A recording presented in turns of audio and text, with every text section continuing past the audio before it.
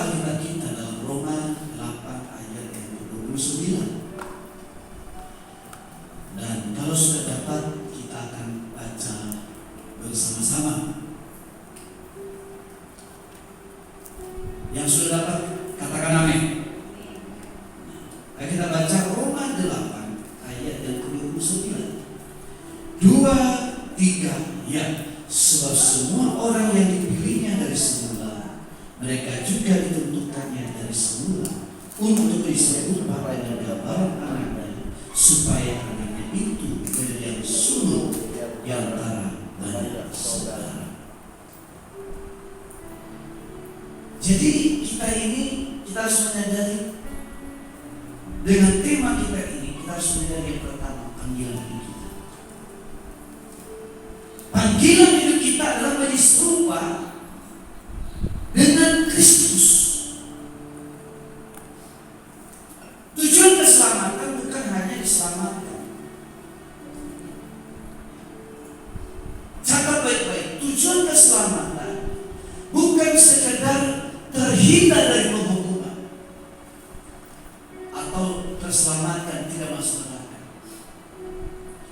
tetapi diubahkan menjadi serupa dengan Yesus. Tentu bukan wajahnya yang kita lihat di gambar itu, lebih pada karakter ilahinya. Waktu Yesus ada di dunia ini, kita tahu sejarahnya. Tuhan Yesus selalu yang pertama belas kasih. Katakan belas kasih. Belas kasihan tanpa syarat.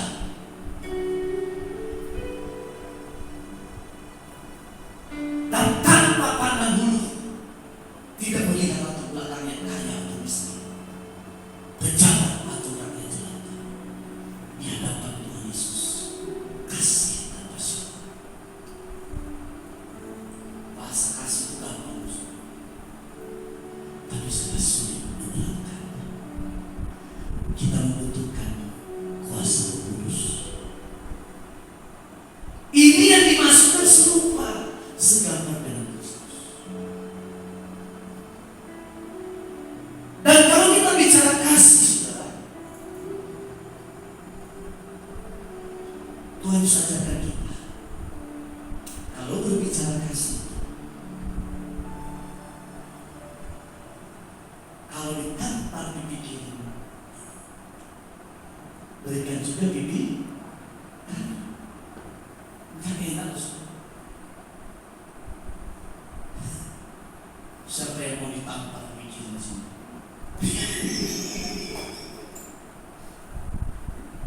Ya tentu ini kita tidak bicara harfiah. Orang-orang yang bisa melukai perasaan kita. Terus katakan, kalau kamu hanya mampu berbuat baik bagi yang mengasihi, apa jasa? Orang jahat juga berbuat demikian.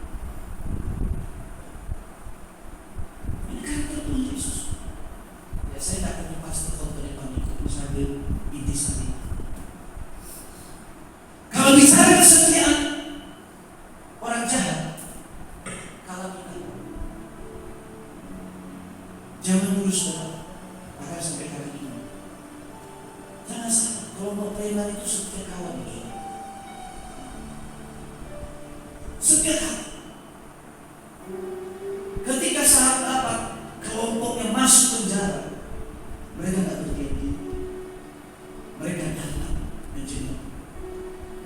Dan kalau dia punya keluarga, mereka tolong. Dan terus katakan, kalau jalan itu bicara untuk rugi dalam hidup, orang jahat pun juga mampu berbuat rugi. Dan kasih itu dimulai dari keluarga.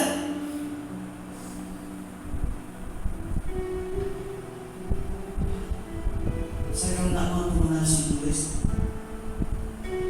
saya mau mungkin bisa mengasihi semua. Saya menjadi orang yang munafik. Kadang-kadang saya mendengar yang baik,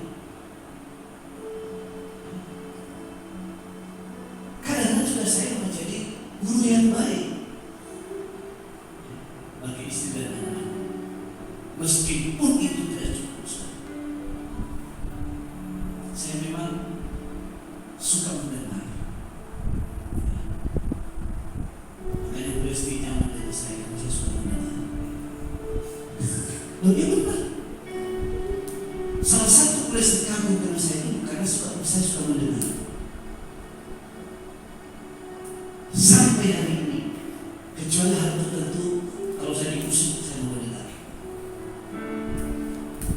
Suami-suami sudah harus tahu ini, harus belajar mendengar. Calon suami sudah harus tahu ini. Karena hanya suami perlu dihormati, jangan mendengar yang baik.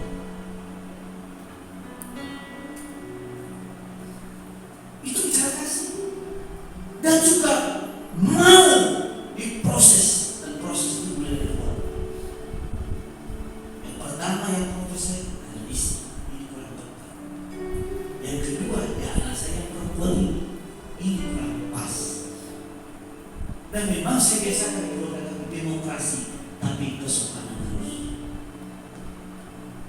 Itu bicara kasih. Jadi mulai hari ini, salah satu kita menjadi kasih, kita mampu mengasihi orang yang berbuat jahat. Kalau bicara kasih sampai melukai masalah. Begini, kemarin itu Pak Niko bersaksi begini. Saya dulu itu di malam pertama gereja kita. Khotbah saya cuma satu tema, doa pujian kebenaran. Orang hina-hina. Nah, saudara, tetapi dia nggak menjawab, dia juga membela diri. Cuma satu, karena dia tidak membela diri, kok jemaahnya makin banyak. Karena gini, kalau beliau pandai khotbah, maka nggak ada jemaah sebesar ini. Yang sekarang ini udah 300.000 lebih, hampir 500.000. Ya, kurang lebih. Dan daripada sekarang berseluruh gereja lebih, termasuk luar negeri. Kenapa? Roh Kudus bekerja, bukan karena pandai khotbah, meskipun harus mengevaluasi khotbah.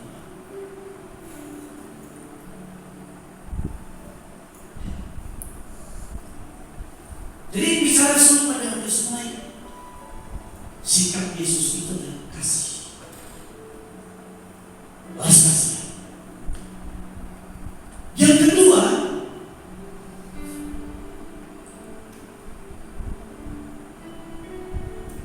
sebagaimana sungguh yang terkulai, sungguh yang pudar tidak dipadamkan, bulu yang terkulai tidak diputuskannya. Ini adalah betul dia. Lama banget, saya tahu ya, saya juga hafal. Pada waktu yang melihat wanita yang tertangkap, jelas hukum Musa harus dikajang batu, ketangkap berbuat zina. Menurut hukum Musa ini harus dibunuh. Tapi kata Tuhan Yesus, siapa yang tidak berdosa di antara kamu, biar dia pertama melemparkan batu. Menghakimi orang itu gampang nggak? Gampang nggak? Gampang. Gampang.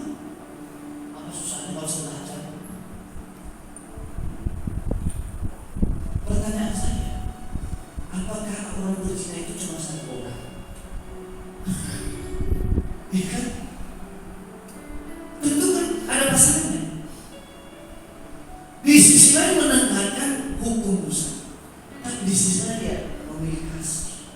Nah, laki-laki kan masa cuma makan jeruk?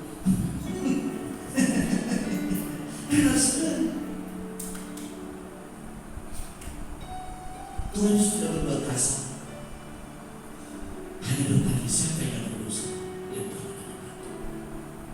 Dan satu persatu dari yang tua sampai yang muda memilih. Apa kata Tuhan Yesus? Ada yang menghukum kamu? Tidak. Saya pun tidak menghukum kamu. Tapi ingat ya, jangan berdosa lagi. Amin.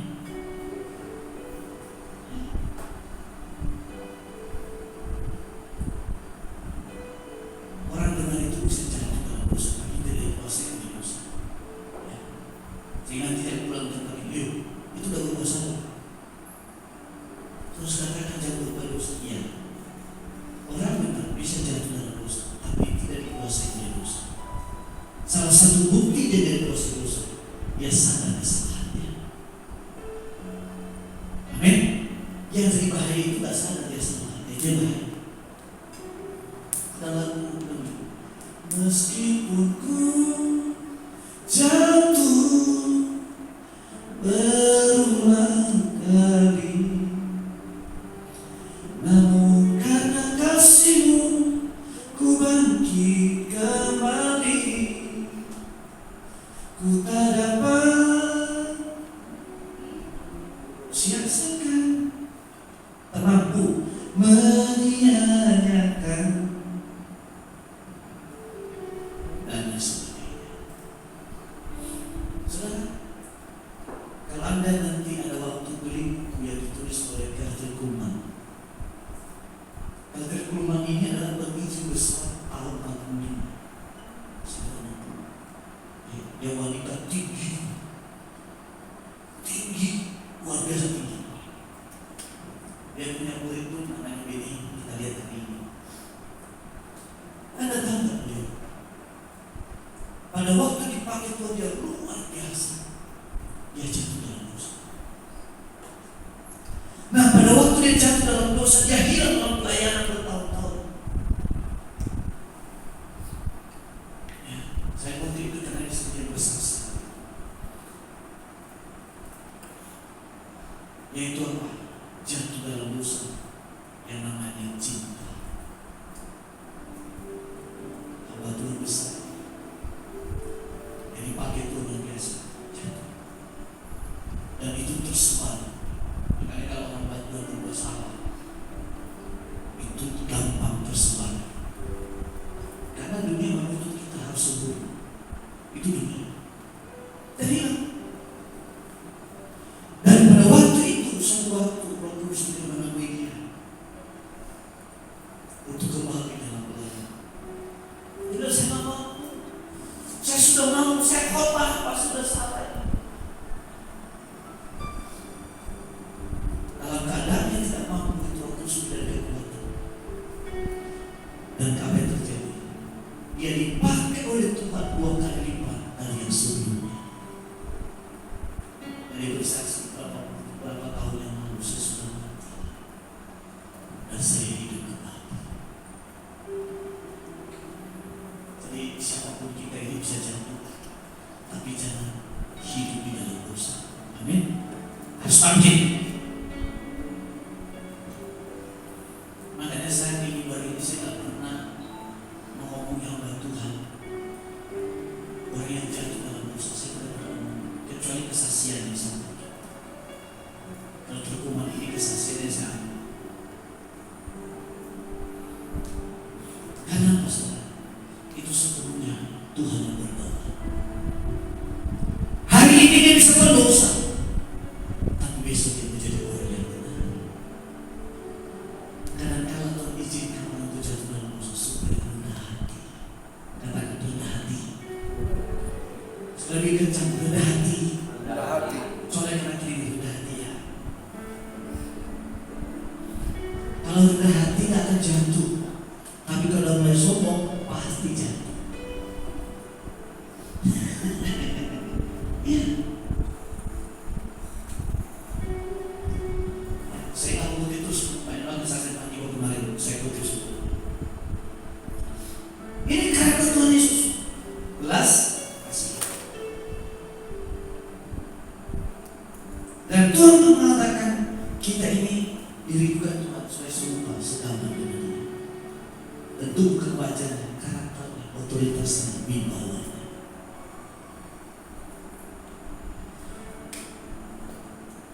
Ini rencana Allah semula, bukan hanya sekedar tambahan, tetapi panggilan utama orang percaya, yaitu di surga. Tapi ingat ya, orang yang berdosa itu berarti dia kompromi dengan dosa. Tuhan Yesus itu pernah cambuk orang di bait Allah. Pernah baca itu? Di gereja Tuhan Yesus mengambil cambuk, dia cambuk itu berdasar Dia balikan meja penukar uang. Ya, dia penjual sapi, kambing domba dihaburkan. Karena pada waktu itu setiap hari perayaan, setiap tahun orang menanam apa supaya dosa diampuni, datang ke Yerusalem membeli kambing domba untuk dipersembahkan. Nah, kesempatan para imam, orang Saduki yang menguasai bait Allah, mereka membuat namanya itu valuta asing atau money changer ya. Nah, kalau kita menukar uang di money changer, biasanya itu ada pemotongan 10.000 ya, 10.000 perak. Kalau 1 juta berapa? 100.000 kurang lebih. Nah, pada waktu itu seluruh dunia datang ke Yerusalem menukar uangnya supaya laku dan dipotong sekian. Dan kalau kita melihat kalau acara-acara event, kalau beli Indomie biasanya hanya 5.000 Indomie, bisa harganya 15.000 di event tertentu. Nah, orang ini berjuang bagaimana supaya dia mempersembahkan korban penghapus dosa, tapi diperas oleh para imam. Nah, itu yang membuat Tuhan Yesus marah. Dan dia cabut orang-orang yang mencari keuntungan dalam gereja. Sampai dari gerejanya sudah tidak ada yang berani yang menentang keputusan itu. Jadi cabut. Jadi Tuhan Yesus pun tidak kompromi dengan dosa. Makanya gereja itu harus seimbang, kasih dan juga teguran. Saya bisa khotbah hari ini, saya dibentuk terlebih dahulu oleh kepala saya itu. Saya ditegur, ada bertentangan sama perasaan, tadi harus saya taat. Kalau nggak bisa dikenal, saya harus lewati proses ini. Amin. Jadi saudara, kita harus sadari identitas kita ini, tujuan hidup kita yang utama adalah menjadi serupa dan segambar dengan Kristus. Bukan dengan kekuatan kita, tapi kekuatan Kristus. Makanya setiap rumah doa kita memang saudara khusus kerja menolong kita, tapi catat baik-baik. Waktu kita masuk ke rumah doa, di pintu rumah doa juga ada setan yang sedang berubah. Jangan salah. Di hadirat Tuhan luar biasa, di pintu gereja ada setan sedang menunggu. Maka Tuhan ajarkan kita berjaga-jagalah senantiasa. Dan jangan salah nanti kalau misalnya habis dari sini, nanti ada orang yang buat anda marah sana. Nah, itu adalah salah satu manifestasi pekerjaan setan. Makanya harus berani mengusir setan. Amin. Saya wajibkan kita semua harus berani mengusir setan. Jangan pelihara setan. Jangan pelihara setan. Ini mungkin saya terlalu radikal harus mengatakan, kalau kamu tak mengusir setan, saya curiga kamu teman setan. Iya. Dan jangan-jangan dalam tanda kutip kamu juga yang setannya. Tapi bersifat tidak ada. 12 murid Yesus, satu di antaranya anak iblis. Betul enggak? Betul enggak? Kenapa anak iblis begitu diingatkan dengan kulit, sehingga bisa menjual Tuhan Yesus dengan 30 keping perak uang, bukan emas, uangnya. Itu yang pertama. Nanti diingatin saya kalau punya waktu ya. Nah, maka dari itu kita perlu diproses. Melalui apa? Firman Tuhan. Itu caranya.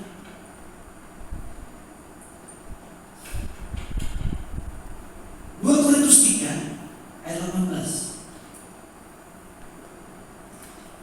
2 Korintus 3 ayat 18 saya bacakan. Dan kita semua mencerminkan kemuliaan Tuhan dengan muka yang tidak terselubung. Dan karena kemuliaan itu datangnya dari Tuhan yang adalah Roh, maka kita diubah menjadi serupa dengan gambarnya dalam kemuliaannya yang semakin besar. Diproses, berubah. Prosesnya melalui firman. Firman yang kita baca. Firman yang disampaikan di hari Minggu ini di rumah Noah. Nah, itu siapkan tenaga kita. Kenapa saya itu tidak mengambil kegiatan di hari Sabtu? Saya butuh istirahat supaya saya fit melayani. Minggu lalu terus terang saya ngantuk berat capek banget. Pasti pun akhir-akhir khotbah itu saya ngantuk. Cuma sebentar. Karena hari Sabtu seminggu udah capek. Nah pas hari Sabtu ada kegiatan lagi. Jemput anak saya udah malam, udah capek. Karena juga saya juga bukan dari plastik ya. Tulisan. Benar-benar. Baru seumur saya bisa ngantuk pas di khotbah itu. Terakhir saya ngantuk banget. Saya udah tahan, nggak bisa lagi. Semua tulis di WA saya. Nah makanya saya perlu jaga. Kenapa? Saya sangat hormat terhadap firman Tuhan. Enak dan enak khotbahnya saya dengar. Saya dengar. Makanya saya siapkan secara fisik. Hari Sabtu saya tidak banyak keluar. Selain mempersiapkan fisik, keluarga juga perlu saya perhatikan. Perlu saya canda sama anak perempuan ini. Kan perlu juga, saya perlu bisa juga anak-anak supaya terasa mereka punya bapak. Karena bentar lagi juga kalau udah kuliah, tinggal kami berdua. Ya, pacaran tiap hari terus nanti. Ya, bapak. Oh iya, gak berasa. Iya, makanya itu penting. Hubungan keluarga itu penting. Karena itu jemaat yang pertama itu yang mulai sedih.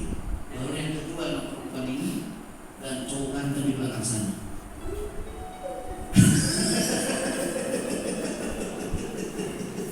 Ya kan? Itu jemaat saya yang pertama dulu. Lalu yang selanjutnya. Mereka dulu yang saya khotbah.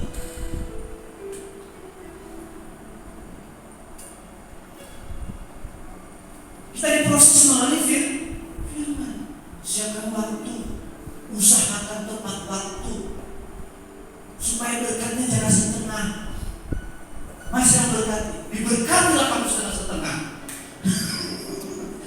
Oh datangnya cuma setengah ibadah. Datang dari bawah. Makanya kalau malam itu jangan sampai jam 12 malam. Cukup jam 9 aja pulang ke rumah tidur. Supaya segar kalau ibadah. Siapkan. Melalui bacaan firman. Makanya saya tulis setiap pagi. Tadi pagi udah sampai kejadian 40. Baca gak? Benar baca. Siapa yang baca? Baca. Siapa tahu tiba-tiba nanti kunjungi keluarga butuh firman Tuhan. Oh karena sudah baca firman dan sudah mengerti artinya, tinggal khotbah usulnya. Saudara-saudara, bertobat sebelum terlambat. Yesus datang, tidak ada yang tahu. Dan lalu gimana saya dulu bisa bapak? Pak Petrus datang, khotbah keluarga saya. Dan perlu. Ya. Baca. Bukan itu aja pak khotbah siapa di keluarganya. Bertobat sebelum terlambat. Yesus datang. Setelah selesai khotbah, lalu bertepuk tangan. Saya akan keluar ke dirinya.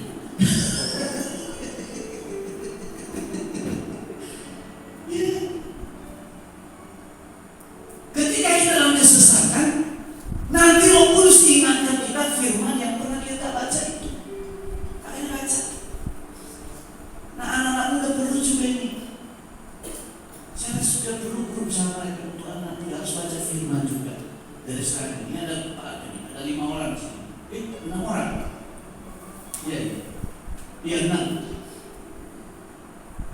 Perlu guru baca firman.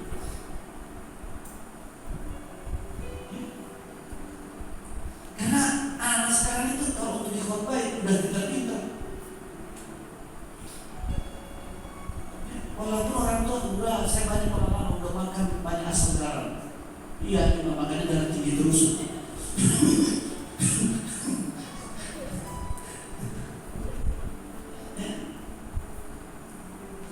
Mulai firman Tuhan, perubahan terjadi secara bertahap dari kemuliaan kepada kemuliaan yang dikerjakan oleh Roh Kudus. Nah, kalau dua hal ini, baca firman dengan khotbah, ditambah masuk rumah doa, percayalah, ketika kamu dalam kesesakan tidak bisa kamu curhat kepada siapa, di situ Roh Kudus bekerja, dampaknya terlihat di sana. Dampaknya sana. Firman Tuhan dan ketaatan adalah alat utama pembentukan karakter Kristus dalam hidup kita. Kalau Anda hanya kuat di dalam doa atau membaca firman, lama-lama jadi dukun rohani. Amin. Amin. Luar biasa rajin doanya, tapi tidak pernah baca firman. Lama-lama kamu jadi nabi yang keluar dari gua itu. Ya. Tapi kalau firman tanpa doa, Roh Kudus tidak bisa bekerja, kamu menjadi orang Farisi. Ya kayak di YouTube itu semua orang diprotes sama dia. Ya kan kita kan di YouTube kan, semua diprotes. Pendeta ini khotbah diprotes, pendeta ini khotbah persembahan diprotes juga. Kenapa saudara? Jago firman tapi tidak seimbang hubungannya dengan Roh Kudus. Jadi ini apa kerjanya menghakimi orang terus. Kalahkan ini, kalahkan. Jadi harus kerjasama.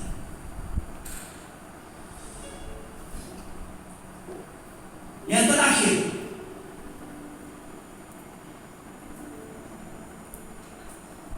karakter Kristus dalam kehidupan kita. Tuhan mau tercermin. Roma 2:20. Namun aku hidup. Galatia 2:20. Namun aku hidup, tetapi bukan aku lagi sendiri yang hidup, melainkan Kristus yang hidup di dalam aku. Dan hidupku yang kuhidupi ini sekarang ini di dalam daging adalah hidup oleh iman dalam Anak Allah yang telah mengasihi aku dan menyerahkan diri untuk. Karena hidupku bukannya aku lagi, melainkan Kristus yang hidup di dalamku. Layakkah Tuhan. Saya ciptakan lagu ini kurang lebih 10 tahun yang lalu. Kita masih simpan albumnya juga masih ada. Itu apa? Dari dasar hatiku aku mengasihimu. Dari dasar hatiku Tuhan, sungguh ku mengasihimu. Tidak ada jalan lain selain penuhi diri kita dengan firman Tuhan.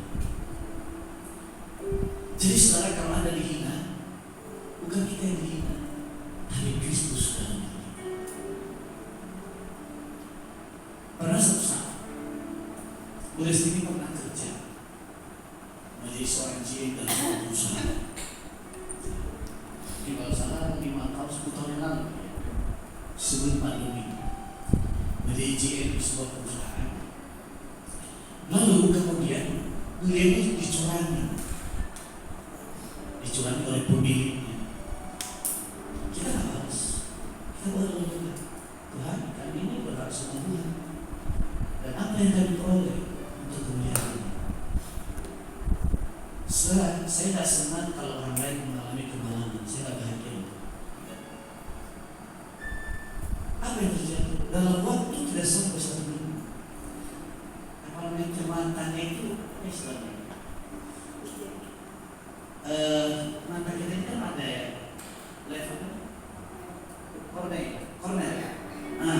Lepas sehingga masuk rumah sakit dia harus begini terus, duduk harus begini, jalan harus begini. Karena apa? Kalau enggak itu turun dan bisa muntah untuk sebab. Itu kan dibawa gitu. Nah, mulai cerita ke saya, apakah ada yang salah dengan doa itu? Tuhan ampuni kami kalau salah. Kita berdoa supaya sembuh malam. Tolong. Dalam nama Yesus, matanya sembuh. Langsung turun. Ketika juga ya.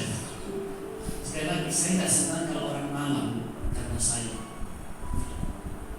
Karena prinsipnya kita pengasih. Apa yang terjadi saudara? Lampau tiba-tiba pulih. Sembuh total sampai hari ini. Amin. Jadi kalau Yesus bersama kita, tak usah ngoceh, tak usah balas. Kita nggak balas, kita nggak mau, kita yang berdoa. Tuhan kita dicurangi Tuhan. Dalam dunia bisnis itu biasa begitu ya. Jadi Tuhan pembela yang saya. Tuhan pembela yang saya. Karena hidupku bukannya aku lagi, melainkan Kristus yang hidup di dalamku. Layankan Tuhan. Saya menciptakan lagunya, saya lupa saya ini.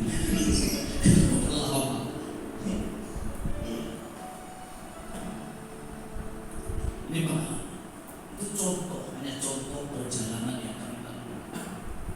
Jadi nanti sekarang, kalau Anda ditipu orang, Anda nggak bisa bertahu pada saya. Datang ke dalam diri, datang ke rumah dulu. Ada warisan. Tuhan menolong kita. Sekarang kita melapor, waktu habis, duit habis.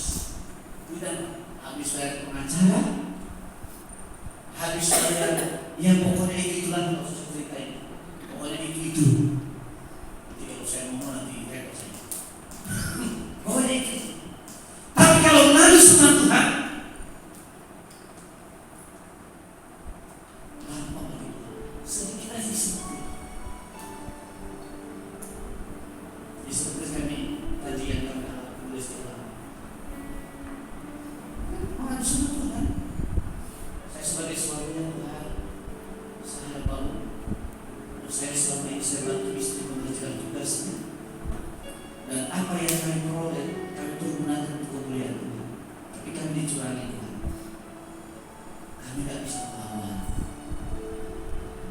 Kalau kita melawan, Allah Tuhan buat itu, betul kan? Beda. Allah Tuhan buat dendam. Mereka kenal saya pendeta.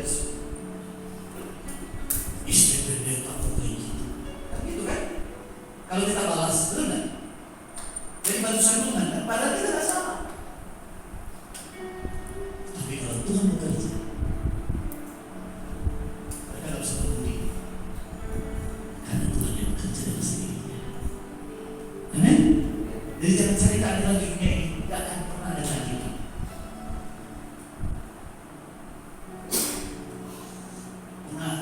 Keadilan itu hanya ada di pengadilan. Sampai ada pusing mengurusnya. Ya. Jadi yang paling penting bagi kita adalah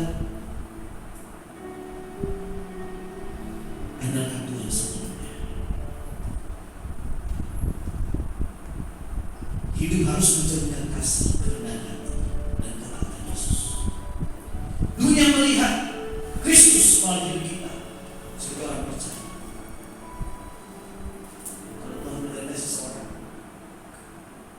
contoh saya kasih contoh Yusuf. Yusuf itu kan dia disakiti bukan orang yang jauh loh, tapi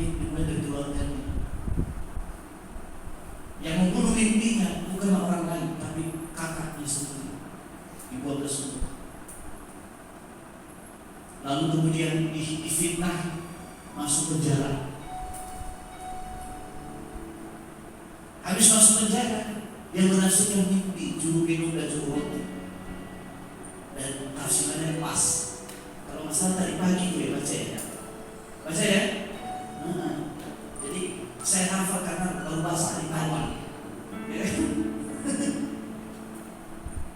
Tapi karena Tuhan yang memilih Yusuf, Tuhan menyertai dia. Meskipun dia dicurangi, dia dilupakan orang yang pernah dia tolong. Ya. Dia nggak marah.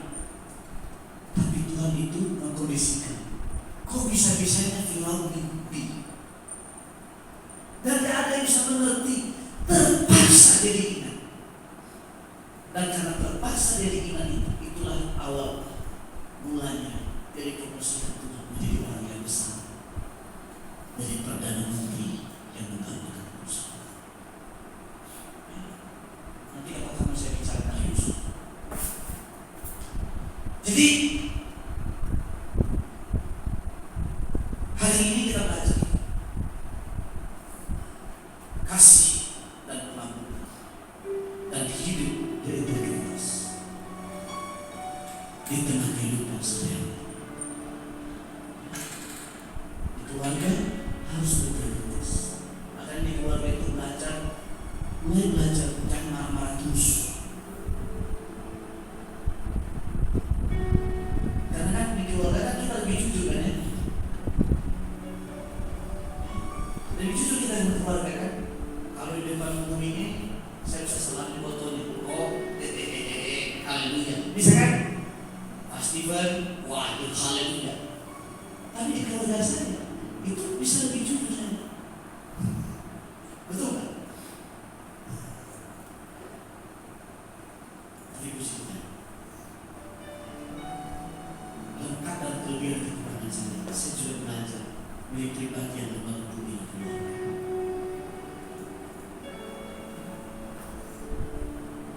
Meskipun masih banyak hal yang digunakan, mesbah keluarga keluarga membangun. Ada saya atau tidak ada di rumah, keluarga ada mesbah. Tidak ada khotbah, hanya baca firman, hanya nyanyi. Karena kan anak-anak perlu istirahat cepat juga. Nyanyi berapa lagu, nyembah, baca Alkitab, amin, tutup doa, tidur.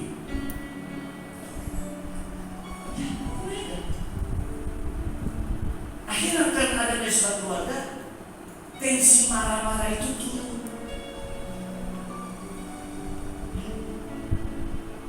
Saya ini sebetulnya orang emosional, tapi karena ada doa, ada mesbah, ada hubungan dengan Tuhan, nah jiwa saya yang tukang marah-marah itu jadi lemah. Ya nggak kelihatan wajah saya marah kan? Itu karena Roh Kudus itu. Karena belum ketemu lagi marah. Ya. Saya tutup dengan kata menjadi serupa dengan Yesus adalah perjalanan seumur hidup. Dimulai dari panggilan, diproses oleh Roh Kudus dan nyatakan melalui kehidupan nyata. Saya ulangi sekali lagi. Menjadi serupa dengan Yesus adalah perjalanan seumur hidup. Dimulai dari panggilan, diproses oleh Roh